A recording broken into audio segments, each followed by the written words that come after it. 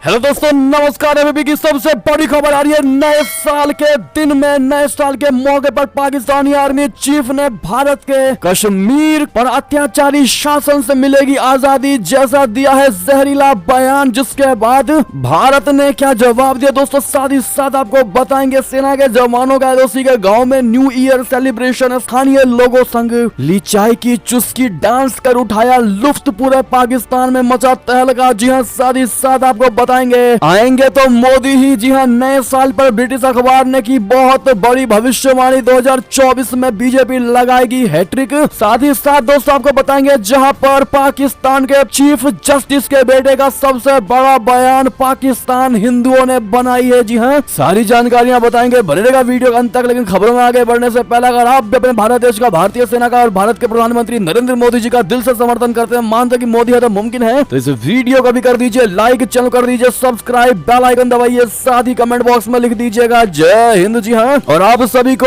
नए साल के दिन पर नव वर्ष की बहुत बहुत शुभकामनाएं, हैप्पी न्यू ईयर। चलते हैं पहली बड़ी खबर की तरफ, जहां नए साल के मौके पर पाकिस्तानी आर्मी चीफ ने भारत के खिलाफ दिया जहरीला बयान, कहा कश्मीर में अत्याचारी शासन से मिलेगी आजादी। दरअसल भारत का पड़ोसी मुल्क पाकिस्तान नए साल के मौके पर भी इंडिया के खिलाफ नफरत फैलाने का काम कर रहा है। पाकिस्तान के आर्मी चीफ आसिम मुनीर ने नए साल के मौके पर कहा कि हम भारतीयों के द्वारा अवैध रूप से कब्जा किए गए जम्मू और कश्मीर के लोगों को अत्याचारी शासन से मुक्ति दिलाएंगे। हम उनके लिए प्रार्थना करते हैं। हम आशा करते हैं कि नए साल में हम उनकी पीढ़ियों को कम कर पाने में कामयाब रहेंगे। पाकिस्तान के आर्मी चीफ आसिम मुनीर ने देश को संबोधित करते हुए कहा कि हम लोग नए साल की शुरुआत करने वाले हैं। पाकिस्तानी आर्मी की कोशिश रहेगी कि हम अपने देश की सुरक्षा के लिए लगातार काम करते रहेंगे। इस दौरान उन्होंने कहा कि कश्मीर में अत्याचारी शासन से आजादी दिलाएंगे। जी हाँ दोस्तों, ऐसे में जनरल मुनीर ने नए साल के मौके पर ये भारत को बहुत बड़ी धमकी दी है कि कश्मीर को वो लोग अपने कब्जे में कर लेंगे, जो कि सबसे बड़ी धमकी मानी जा रही है दोस्तों। पहले ही दिन नए साल के मौके पर ऐसे में हालत पतली और ढीली हो चुकी है पाकिस्तान की, लेकिन बयानबाजी का दौर आज भी जारी है। ऐसे में दोस्तों आपका जवाब तो बनता ही है, जरूर जवाब दीजिएगा पाकिस्तान को इस उसके जहरीले बयान पर। चलते हैं और खबर की तरफ, जहां सेना के जवानों का एलओसी के गाँव में न्यू ईयर सेलिब्रेशन, स्थानीय लोगों संग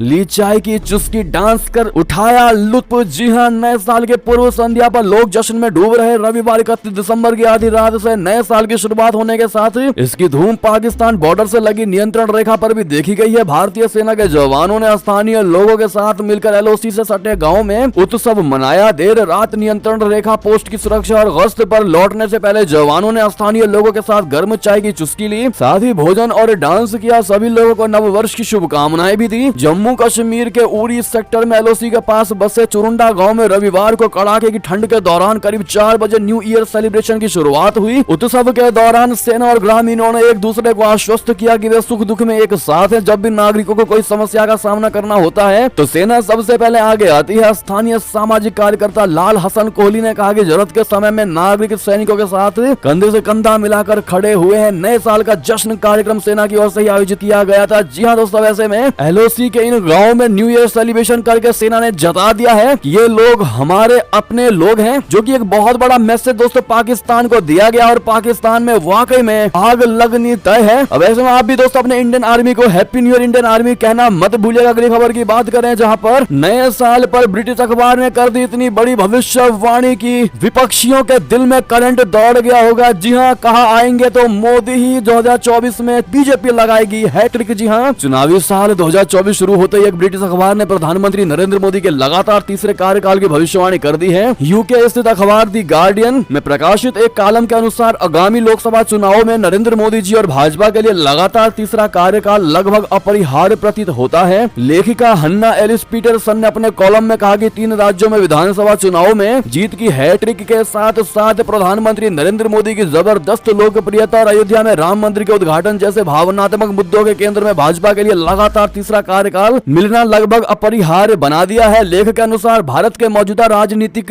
परिदृश्य और राजनीतिक विश्लेषकों के बीच एक तरह की सहमति है कि पीएम मोदी और भाजपा की जीत होनी तय है। पीटरसन के कॉलम में मध्य प्रदेश, छत्तीसगढ़ और राजस्थान में भाजपा की प्रचंड जीत का भी जिक्र किया गया है। कॉलम में आगे कहा गया है कि 2014 में नरेंद्र मोदी के प्रधानमंत्री चुने जाने के बाद से राज्य और राष्ट्रीय स्तर पर देश की भावना भाजपा की ओर झुकी हुई है। मुख्य विपक्षी भारतीय राष्ट्रीय कांग्रेस ने इस महीने तेलंगाना में राज्य चुनाव जीता, लेकिन कुल मिलाकर केवल 3 राज्यों में सत्ता में है और इसे अंदरूनी कलह से भरा हुआ माना जा जा रहा है। बहरहाल लेख में क्लियर लिखा गया है कि 3 राज्यों में जीत के बाद पीएम मोदी खुद ये भविष्यवाणी करने से पीछे नहीं हटे हैं कि इस हैट्रिक में 2024 में जीत की गारंटी दे दी है। लेख में आगे कहा गया है कि एक राजनीतिक रूप से ताकतवर शख्स के रूप में प्रधानमंत्री की लोकप्रियता, भाजपा का हिंदू राष्ट्रवादी एजेंडा लगातार देश के विशाल हिंदू बहुसंख्यकों को आकर्षित कर रहा है, विशेष रूप से उत्तर के हिंदी भाषी क्षेत्र में। और क्लियर लिखा गया है कि मोदी जी को प्रधानमंत्री बनने से कोई नहीं रोक सकता, जीतेगी तो बीजेपी ही बीजेपी लगाएगी हैट्रिक। बहरहाल दोस्तों, आपकी इस पर क्या राय होगी? क्या आप भी यही मानते हैं जो ये ब्रिटिश अखबार कह रहा है? तो आप भी कमेंट में अपनी राय अवश्य रखिएगा और मोदी है तो मुमकिन है कहना मत भूलिएगा। और किसको आप अगर आप प्रधानमंत्री देखना चाहते हैं दोस्तों, जरूर हमें लिखकर बताइएगा, हम आपके एक एक कमेंट को लाइक करेंगे। चलते हैं और खबर की तरफ, जहां मुंबई ब्लास्ट की बरसी पर फिर धमाकों की साजिश। खालिस्तानी आतंकी पन्नू ने अब बीएसई पर हमले की दी धमकी। जी हां, अमेरिका में बैठे कट्टरपंथी अलगाववादी और सिख फॉर जस्टिस के संस्थापक गुरु पतवंत सिंह पन्नू ने एक बार फिर भारत के खिलाफ जहर उगला है। अलग खालिस्तान को लेकर जनमत संग्रह फेल होने के बाद अब उसने बॉम्बे स्टॉक एक्सचेंज को निशाना बनाकर भारत के आर्थिक विनाश के लिए भड़काऊ आह्वान किया है। इसके लिए उसने मुंबई में हुए सिलसिलेवार धमाकों की बरसी यानी 12 मार्च का दिन चुना है, जिसमें बीएसई की इमारतों सहित कई जगहों को निशाना बनाया गया था। 12 मार्च 1993 को हुए सिलसिलेवार धमाकों के उलट जिसमें बीएसई की इमारत क्षतिग्रस्त हो गई थी। पन्नू ने इस बार कहा कि 12 मार्च से एनएसई बीएसई को निशाना बनाने के एसजेएफ के आह्वान का उद्देश्य भारत की आर्थिक प्रणाली को नष्ट करना है। भारत द्वारा आतंकवादी नामित किए गए पन्नू ने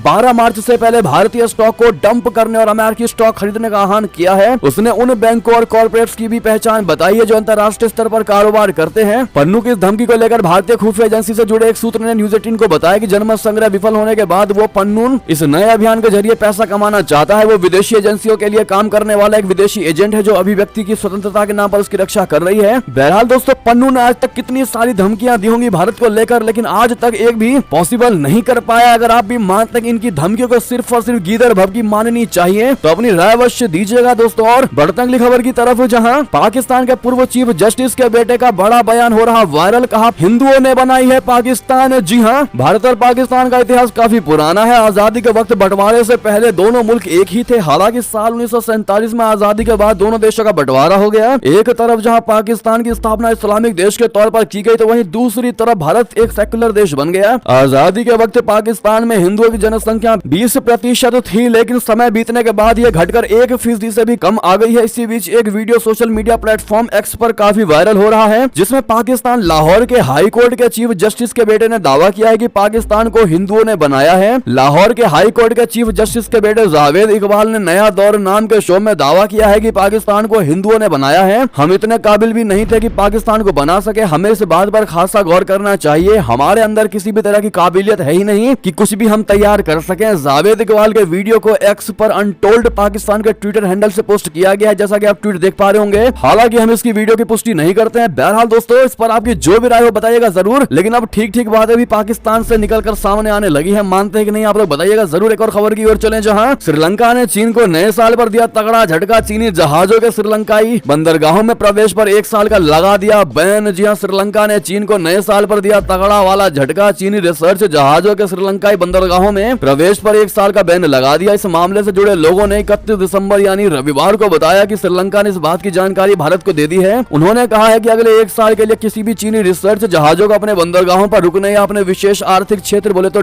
EEZ के भीतर संचालन की अनुमति नहीं देगा। श्रीलंका ने चीन पर बैन लगाने का फैसला प्रधानमंत्री नरेंद्र मोदी की तरफ से 21 जुलाई 2023 को अपनी बैठक के दौरान राष्ट्रपति रानिल विक्रमसिंघे से भारतीय रणनीतिक और सुरक्षा चिंताओं को सम्मान करने का आग्रह के बाद लिया है। इससे पहले श्रीलंका ने चीन के वैज्ञानिक रिसर्च जहाज जियांग यांग होंग 3 को 5 जनवरी 2024 से मई के अंत तक दक्षिण हिंद महासागर में ठहराने की अनुमति दी थी, जो बैन लगाने के बाद नहीं दी जाएगी। बहरहाल दोस्तों, नए साल के मौके पर पहले ही दिन 2024 के शुरुआत के पहले ही दिन बहुत बड़ा झटका दे दिया है। वाकई में ऐसे में आपकी जो भी राय हो बताइएगा जरूर। साथ ही साथ अंतिम खबर की बात करें, जहां चुनाव से पहले पाकिस्तान में नेताओं पर शुरू हो गया अटैक। मौलाना फजलुर रहमान के काफिले पर जानलेवा हमला। जी हां दोस्तों, पाकिस्तान के खैबर पख्तूनख्वा में बंदूकधारियों ने JUIF प्रमुख फजलुर रहमान के काफिले पर घात लगाकर हमला किया। जमीयत उलेमाए इस्लाम फजल प्रमुख मौलाना फजलुर रहमान के काफिले पर 31 दिसंबर को हमला किया गया, क्योंकि अज्ञात बंदूकधारियों ने डेरा इस्माइल खान में पाकिस्तान डेमोक्रेटिक मूवमेंट नेता के काफिले पर गोलीबारी की। जब हमला हुआ तो वरिष्ठ नेता चुनाव प्रचार से लौट रहे थे। घटनाक्रम से परिचित लोगों ने मीडिया को बताया कि ये आकलन करना जल्दबाजी होगी कि हमलों का नेतृत्व किसने किया, लेकिन तहरीके तालिबान पाकिस्तान और उन तत्वों की ओर उंगली उठाई जो नहीं चाहते हैं कि 8 फरवरी को चुनाव हो। जी हाँ दोस्तों, बहरहाल ये थी भी की सारी बड़ी खबर है। आपको हमारी खबर कैसी लगी आशा करता हूँ बहुत अच्छी लगी होगी। अगर थोड़ी भी अच्छी लगी तो इस वीडियो को दोस्तों में, भाइयों में, साथियों में, रिश्तेदारों में शेयर अवश्य कर दीजिएगा और अभी कर दीजिए इस वीडियो को लाइक, चैनल कर दीजिए सब्सक्राइब, बेल आइकन दबाइए, साथ ही कमेंट बॉक्स में लिख दीजिएगा जय हिंद जय भारत।